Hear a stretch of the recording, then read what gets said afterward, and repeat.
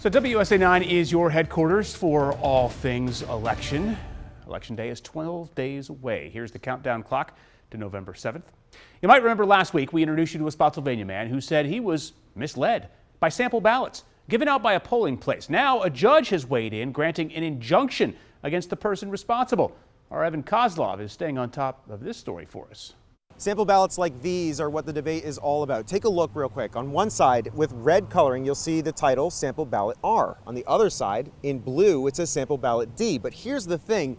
This is actually not the list of endorsed candidates from the two parties. And one name you're going to find on both sides is Nick Ignacio. It's a sample ballot. It's a suggestion. Today we caught up with Nick Ignacio, an independent candidate for clerk of court in Spotsylvania County. He confirms that he created these sample ballots. So we have a right to look at those candidates and say we believe that this candidate will serve the people the best. But the ballots have created confusion for voters like Pablo Cuadrado, who told our Marcella Robertson last week that he felt duped into voting for Ignacio. Why do you have to cheat to win?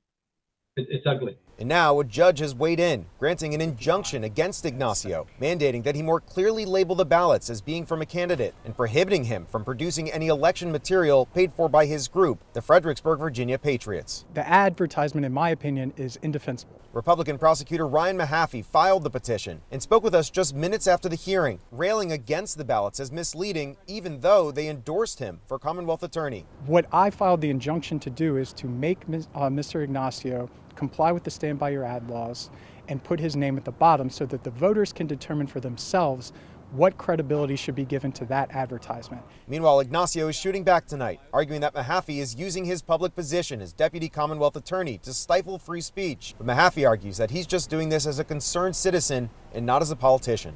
Any sympathy for somebody that says blue means Democrat, red means Republican, I'm assuming that these are the endorsements from the party. So they vote that way, and then they end up not voting for who the party's actually endorsing. Any sympathy for the person that does that? Yeah, 100%. If someone feels that they were misled, that's not okay. Meanwhile, Ignacio is still handing out pamphlets today, but he says he's made some changes which he hopes will put him in compliance. First off, look right here. It now says paid for by friends of Nick Ignacio, which is a new label. Also, he says he's using a bigger font, which he hopes will make it so that people are not confused by these. I reached out to Mahaffey to ask him his thoughts. He says that this might put him in compliance, but he still called it indefensibly deceptive. Reporting here in Spotsylvania, I'm Evan Kozlov, WUSA 9. Quite a pickle as we count down to Election Day. WUSA 9 focused on covering each race to answer the question why this matters.